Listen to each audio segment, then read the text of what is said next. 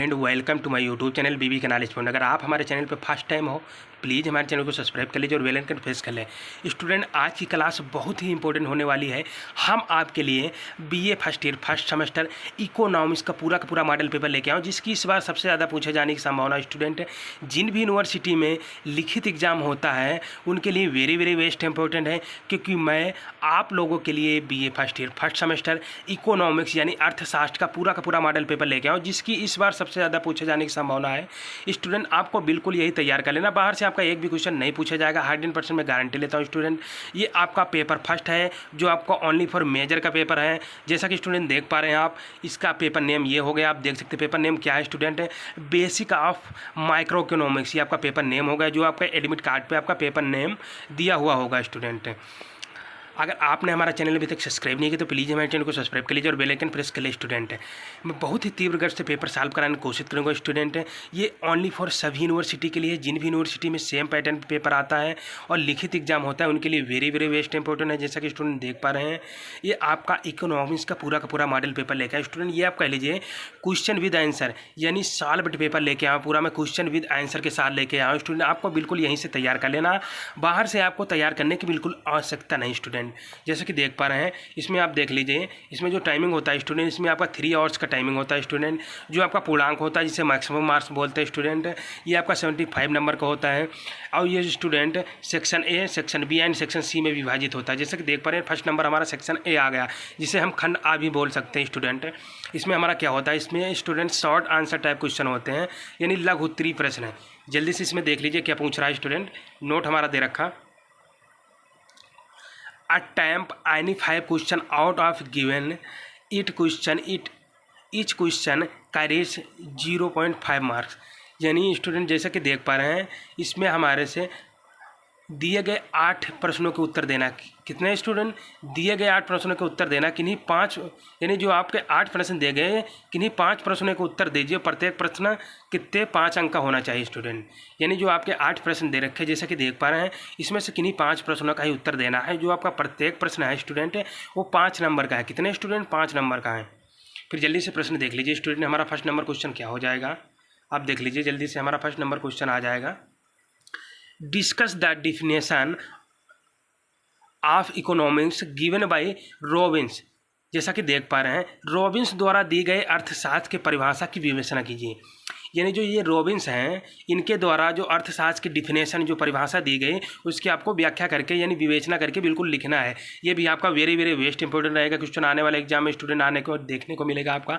यानी रॉबिन्स द्वारा अर्थशास्त्र की परिभाषा का हमें क्या करना है, विवेचना करना है, व्याख्या करके लिखना है। Very best important question student आने वाले एग्जाम में। वहीं फिर नेक्स्ट क्वेश्चन की ओर बढ़ चलते हैं। नेक्स्ट क्वेश्चन हमारा देख लीजिए स्टूडेंट, नेक्स्ट क्वेश्चन क्या हो जाएगा, what do you mean by law of demand, discuss the factor of determining demand.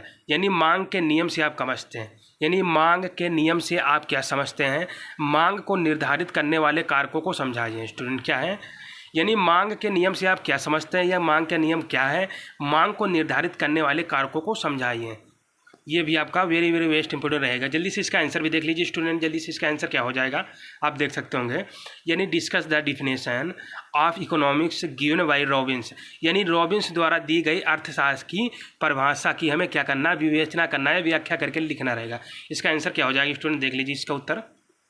Lionel Robins द्वारा दी गई अर्थशास्त्र की परिभाषा अत्यंत महत्वपूर्ण और प्रसिद्ध है। उन्होंने 1932 में प्रकाशित अपनी पुस्तक an essay on the nature and significance of economics science, इनकी कौन सी पुस्तक है student, an essay on the nature and significance of economics science में अर्थशास्त्र को परिभाषित किया है। रॉबिन्स के अनुसार अर्थशास्त्र वह विज्ञान है जो मानव व्यवहार का अध्ययन करता है, जिसमें सीमित साधनों और असीमित आवश्यकताओं के बीच का संबंध होता है, जिनका विभिन्न उपयोगों में विकल्प किया जा सकता है। फिर वही नेक्स्ट क्वेश्चन का आंसर देख लेते हैं स्टूडेंट। नेक्स्ट क्वेश्चन का आंसर क्या हो जाएगा हमारा, इसी में कुछ पॉइंट है स्टूडेंट, ये भी देख लीजिए आप। इस परिभाषा में निम्नलिखित मुख्य बिंदुओं की विवेचना की जा सकती है। यानी इस परिभाषा में मुख्य बिंदु हैं, उनको भी देख लीजिए आप जल्दी से। फर्स्ट नंबर हमारा पॉइंट हो गया है संसाधनों की सीमितता। यानी रॉबिन्स के अनुसार संसाधन सीमित हैं और उनका प्रयोग विभिन्न आवश्यकताओं की पूर्ति के लिए किया जाता है। इस सीमितता के कारण लोग संसाधनों का विवेकपूर्ण उपयोग करते हैं। वही नेक्स्ट पॉइंट आ जाएगा स्टूडेंट। नेक्स्ट पॉइंट क्या हो जाएगा हमारा, देख लीजिए जल्दी से। मानव आवश्यकताओं की असीमितता, यानी रॉबिन्स मानते हैं कि मानव आवश्यकताएं असीमित हैं। जब एक आवश्यकता की पूर्ति हो जाती है तो दूसरी आवश्यकता जन्म ले लेती है। वह स्थिति व्यक्ति को संसाधनों के सही उपयोग पर विचार करने के लिए बाध्य करती हैं।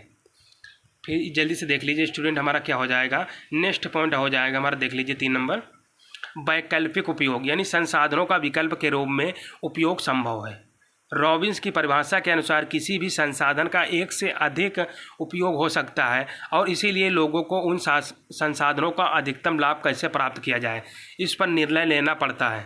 वहीं फिर नेक्स्ट पॉइंट आ जाएगा स्टूडेंट, क्या है हमारा नेक्स्ट पॉइंट, व्यवहार विज्ञान।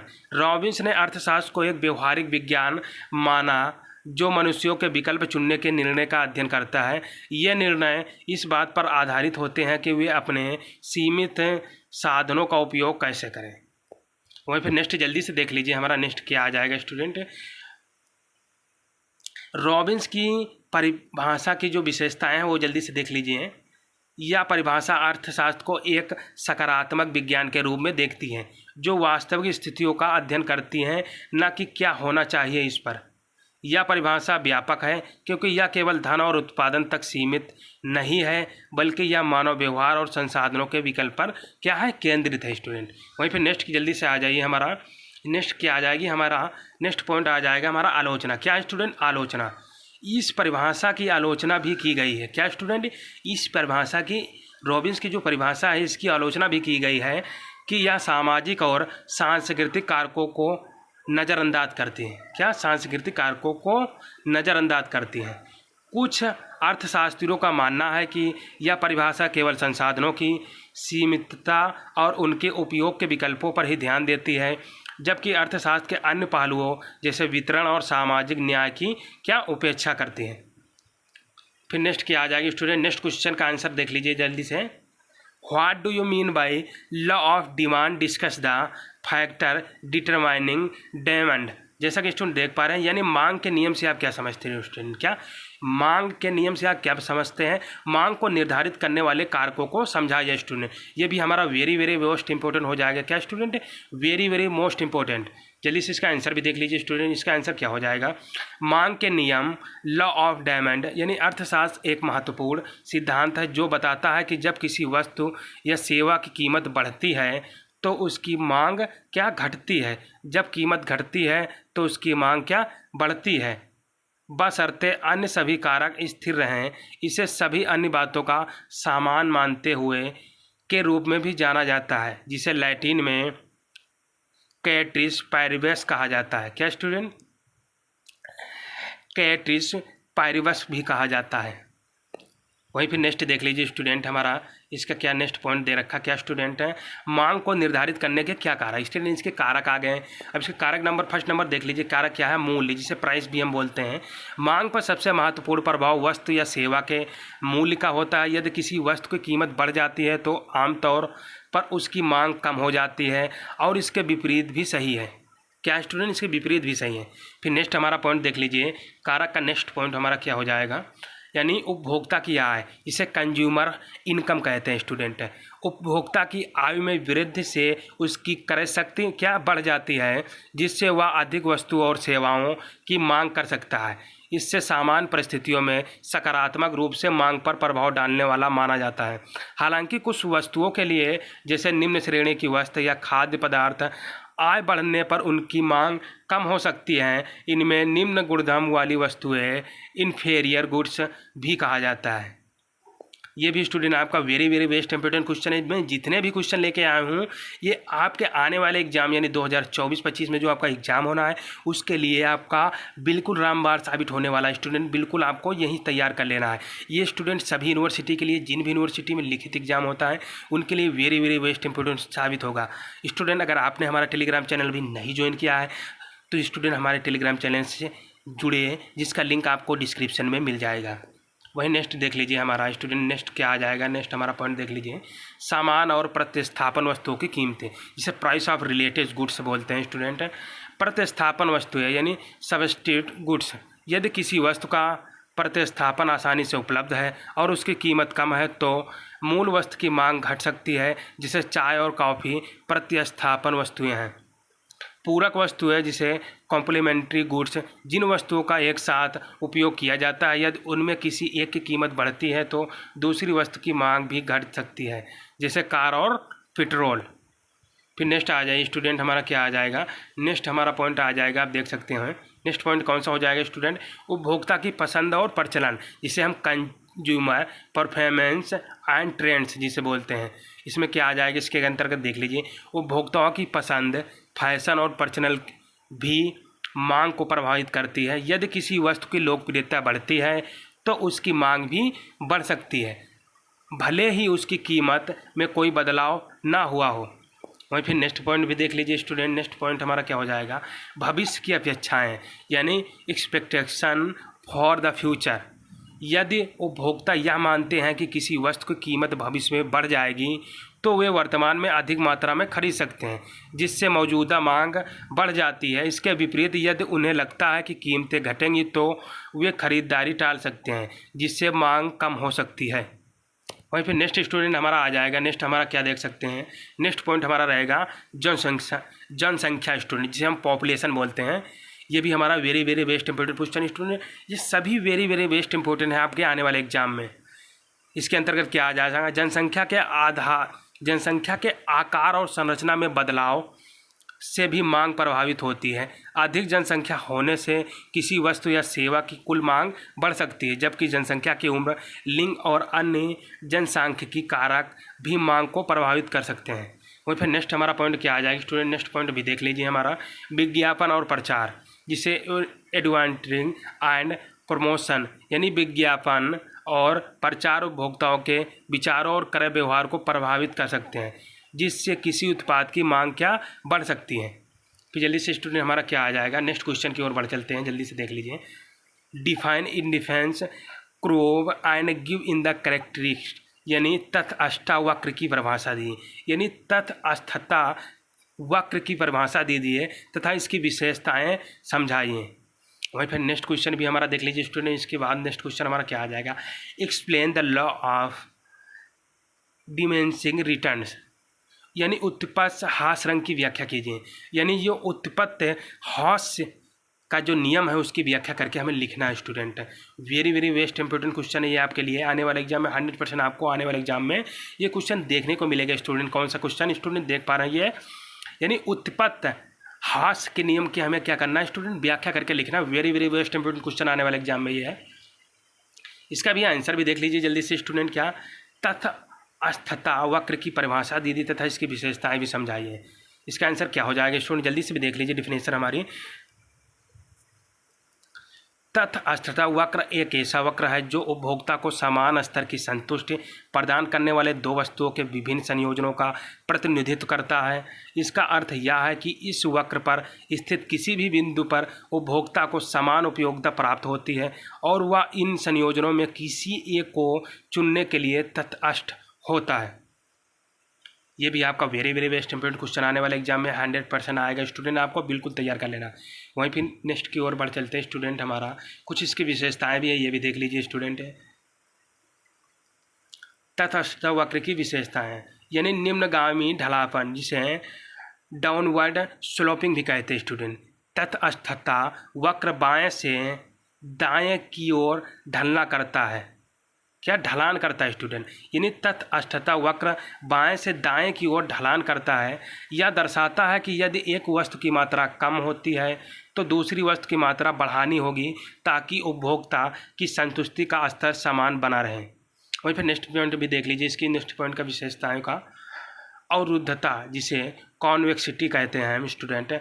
इसके अंतर्गत क्या हो जाएगा, तटस्थता वक्र वक्राकार और मूल बिंदु की और अवरुद्ध होता है। इसका कारण यह है कि जैसे जैसे उपभोक्ता एक वस्तु की अधिक मात्रा प्राप्त करता है वह दूसरी वस्तु के कुछ इकाइयों को छोड़ने के लिए तैयार होता है, लेकिन कम दर पर। यह उपभोक्ता की वस्तुओं की अधिकता की घटती है, यानी अधिकता की घटती सीमांत उपयोगिता को क्या करता है, दर्शाता है स्टूडेंट। वहीं पे हमारा नेक्स्ट पॉइंट की ओर आ जाइए, जल्दी से हमारा नेक्स्ट पॉइंट आ जाएगा स्टूडेंट। यानी उच्चतर तटस्थता वक्र अधिक संतुष्ट प्रदर्शित करता है। इसके अंतर्गत क्या आ जाएगा स्टूडेंट, जितना ऊंचा तटस्थता वक्र होगा उतना ही उपभोक्ता की संतुष्टि का स्तर अधिक होगा, क्योंकि उच्चतर वक्र पर स्थित वस्तुओं के संयोजन में एक या दोनों वस्तुओं की मात्रा क्या होती है स्टूडेंट, अधिक होती है।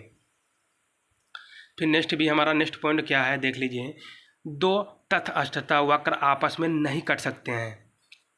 ये हमारा क्या हो गया स्टूडेंट, हाइडिंग हो गई या पॉइंट हो गया। इसके अंतर्गत क्या आ जाएगा, अगर दो तटस्थता वक्र आपस में कटते हैं तो यह तर्क संगतता का उल्लंघन करेगा, क्योंकि इससे एक ही संयोजन के लिए दो अलग अलग संतुष्टि स्तर प्राप्त होंगे जो असंभव है।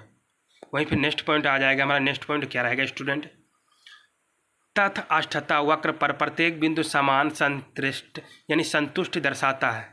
इसके अंतर्गत क्या रहेगा, वक्र पर स्थित प्रत्येक बिंदु उपभोक्ता को समान स्तर की संतुष्टि देता है, इसीलिए उपभोक्ता इन संयोजनों में से किसी एक को चुनने के लिए तटस्थ होता है।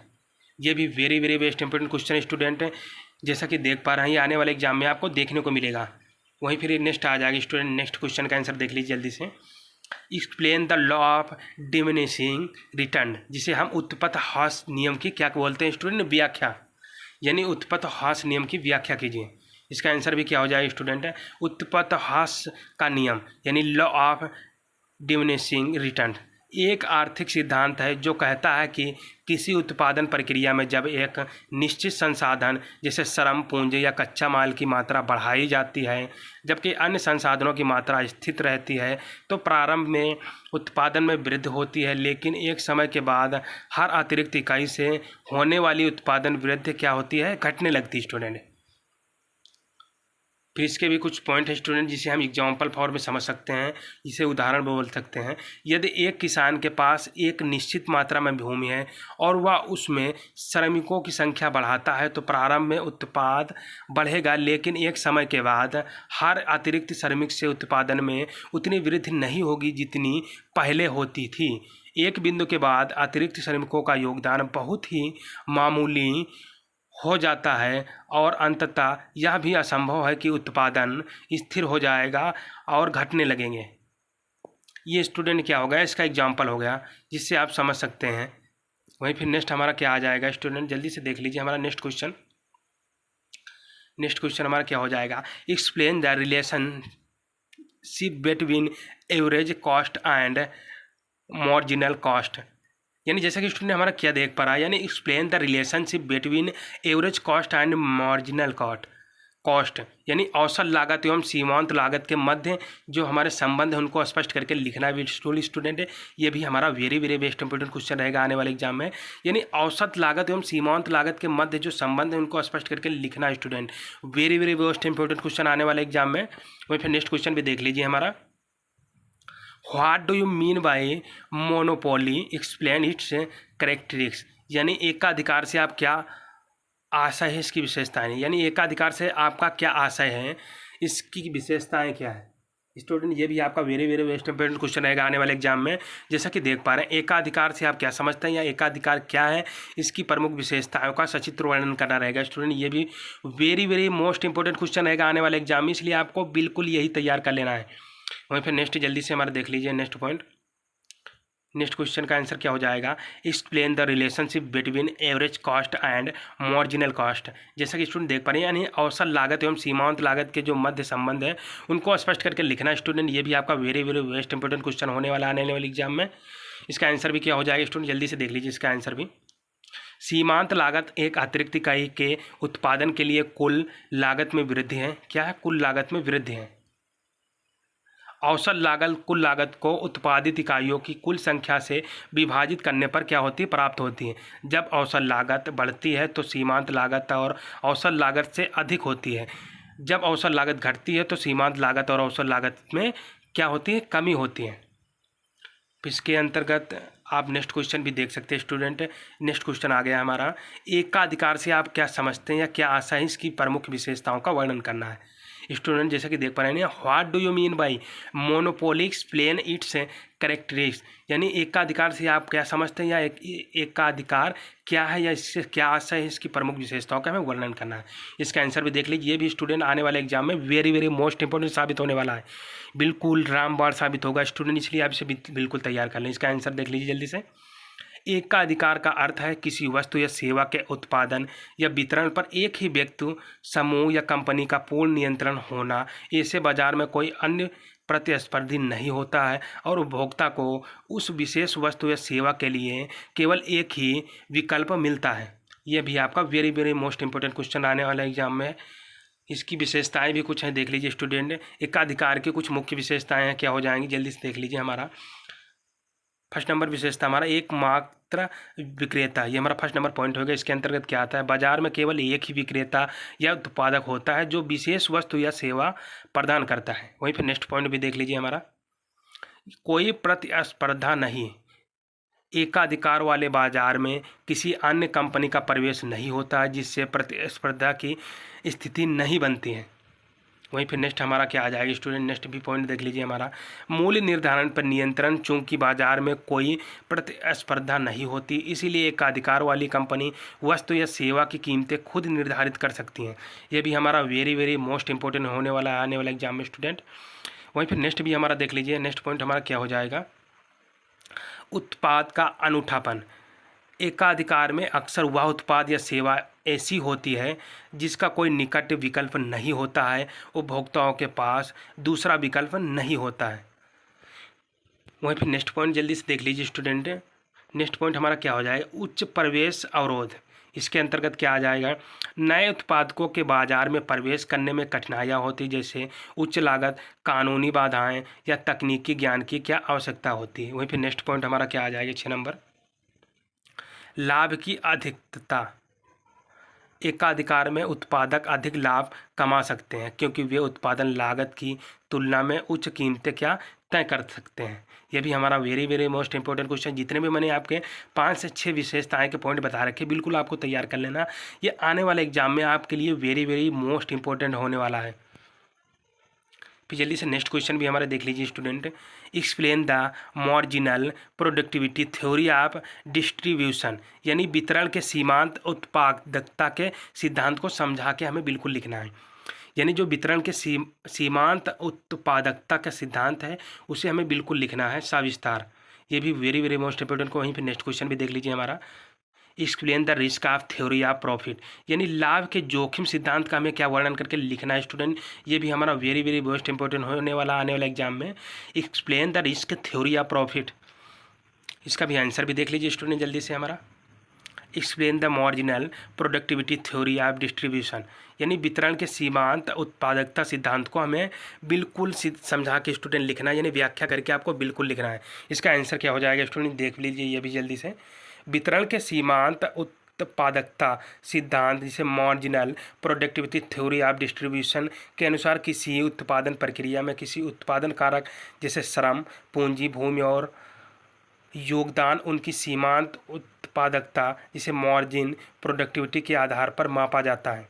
यह सिद्धांत कहता है कि किसी उत्पादन कारकों को उसका पारिश्रमिक, वेतन, ब्याज, किराया आदि उनकी सीमांत उत्पादकता के अनुसार क्या दिया जाता है।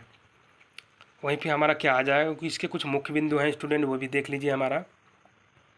फर्स्ट नंबर हमारा पॉइंट क्या हो जाएगा, सीमांत उत्पादकता। इसके अंतर्गत क्या आ जाएगा देख लीजिए जल्दी से, या उस अतिरिक्त उत्पादन को दर्शाता है जो किसी उत्पादन कारक की एक अतिरिक्त इकाई जोड़ने से प्राप्त होता है जबकि अन्य कारक क्या स्थिर रहते हैं। वहीं फिर नेक्स्ट पॉइंट हमारा आ जाएगा क्या स्टूडेंट, नेक्स्ट पॉइंट हमारा पारिश्रमिक का क्या है निर्धारण। क्या स्टूडेंट हमारा है, पारिश्रमिक का निर्धारण। ये भी हमारा very very most important point है स्टूडेंट।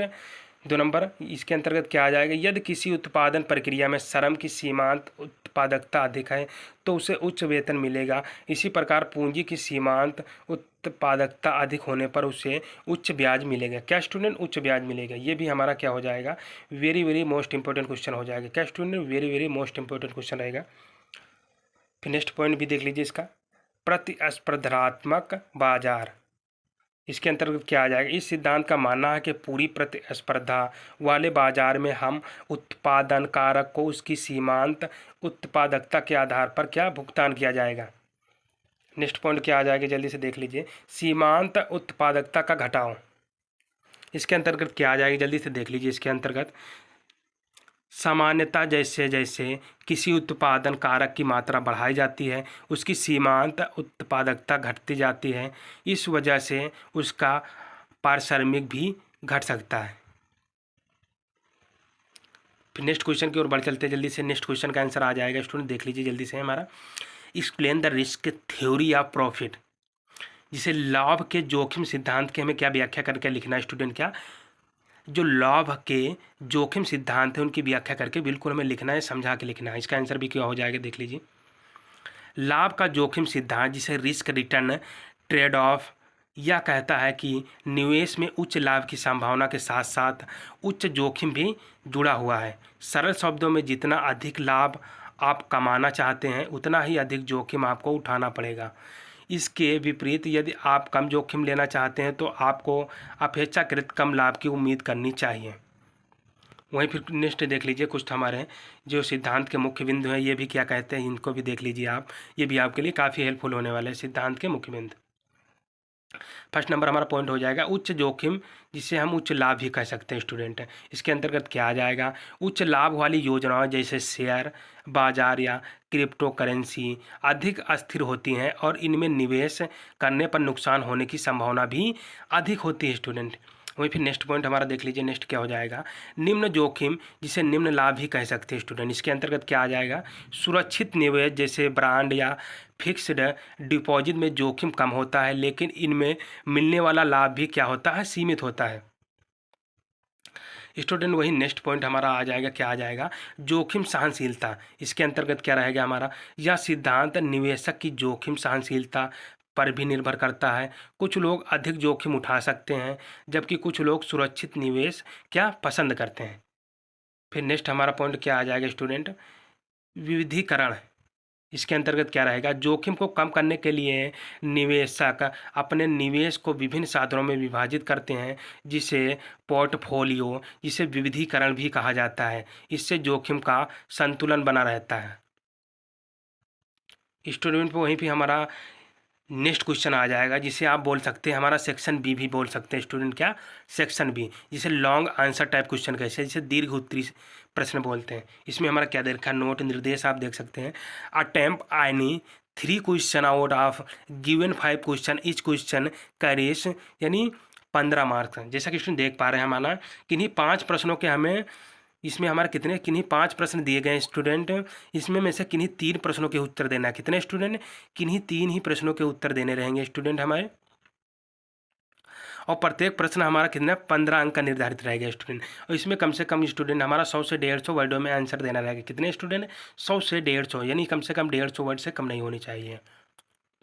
और जो आपके ये 5 प्रश्न हैं आपके सेक्शन बी में दिए गए हैं, इनमें से किन्हीं 3 ही प्रश्नों के आंसर हमें देना रहेगा स्टूडेंट, जैसा कि देख पा रहे हैं।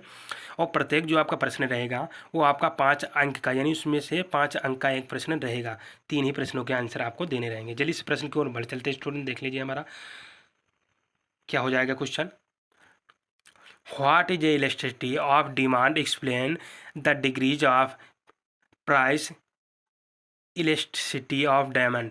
जैसा कि स्टूडेंट देख पा रहे हैं, यानी मांग की लोच क्या है, मांग की लोच क्या है, मांग की कीमत लोच की श्रेणियों का क्या करना है, व्याख्या करके लिखना है स्टूडेंट।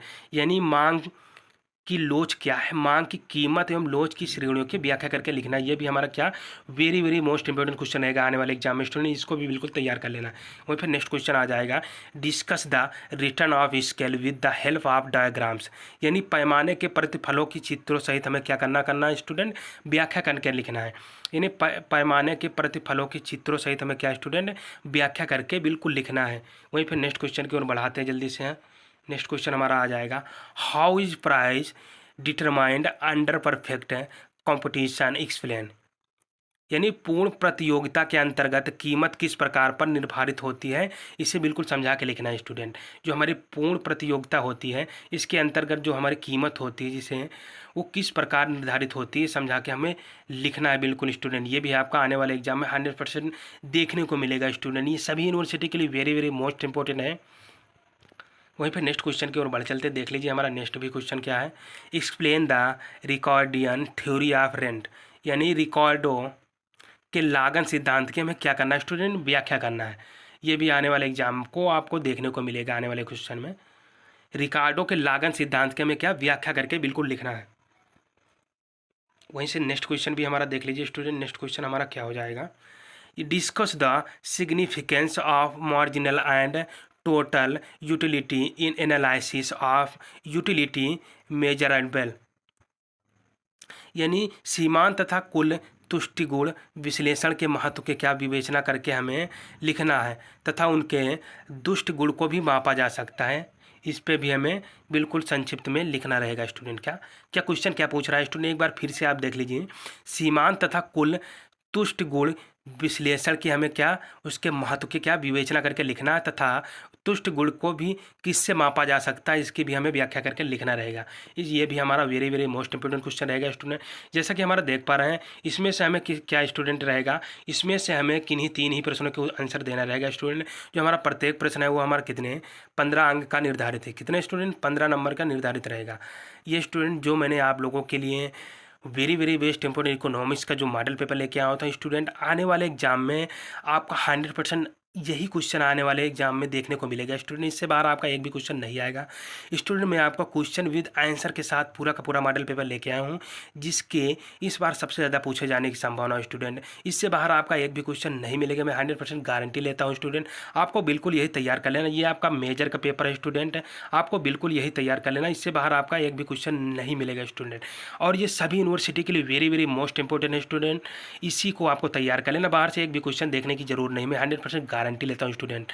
आई होप आशा करता हूँ कि आपको हमारा वीडियो पसंद आया हो। अगर आपको हमारा वीडियो पसंद आए वीडियो को लाइक करें, शेयर करें। अगर चैनल पर फर्स्ट टाइम विजिट कर रहे हो तो चैनल को सब्सक्राइब कर ले और बेल आइकन प्रेस कर ले जिससे आने वाली नोटिफिकेशन सबसे पहले आपके पास पहुँचे। तब तक के लिए मिलते हैं स्टूडेंट एक नेक्स्ट वीडियो में नेक्स्ट टाइम। तब तक के लिए student thank you so much.